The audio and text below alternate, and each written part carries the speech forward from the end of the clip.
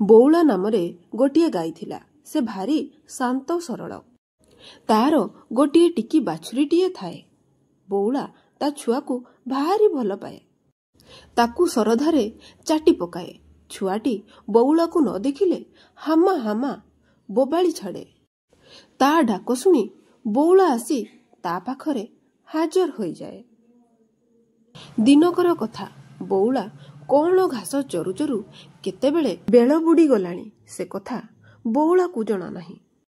ହଠାତ୍ ତା ଛୁଆ କଥା ମନେ ପଡ଼ିଲା। ତେଣୁ ସେ ତରତର ହୋଇ ଘରକୁ ଫେରୁଥାଏ। କିଛି ବାଟ ଆସିବା ପରେ ଦେଖିଲା ତା ଆଗରେ ମହାବଳ ବାଘଟିଏ ବସିଛି। ତାକୁ ଦେଖି ବଉଳା ଖୁବ୍ ଡରିଗଲା। କ'ଣ କରିବ କିଛି ଭାବି ପାରୁନଥାଏ। ଏତିକିବେଳେ ବାଘଟି ଗର୍ଜନ କରି ତାକୁ କହିଲା, ବଉଳା, ମୁଁ ଆଜିକି 7 ଦିନ ହବ କିଛି ଖାଇନି। ଭୋକରେ ମୋ ପେଟ ଜଳୁଛି। ତୋତେ ଆଜି ମୁଁ ଯେମିତି ହେଲେ ଖାଇବି। ବଉଳା କହିଲା, ମାମୁଁ, ମୋ କଥା ଟିକିଏ ଶୁଣ। ଘରେ ମୋର ଟିକି ବାଛୁରୀଟିଏ ମୋ ବାଟ ଚାହିଁ ବସିଥିବ। ଭୋକରେ ତା ପେଟ ଆଉଟୁ ପାଉଟୁ ହେଉଥିବ।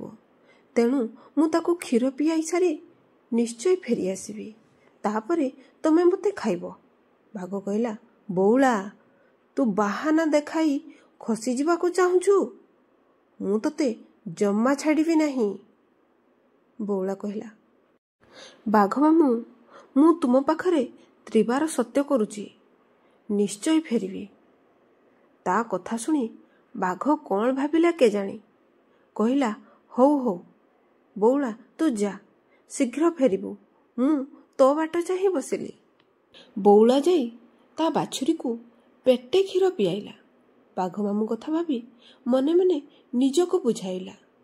ତାପରେ ବାଛୁରୀଟିକୁ ଟିକେ ଚାଟି ପୁଣି ବାଘ ମାମୁଁ ପାଖକୁ ଫେରୁଥାଏ।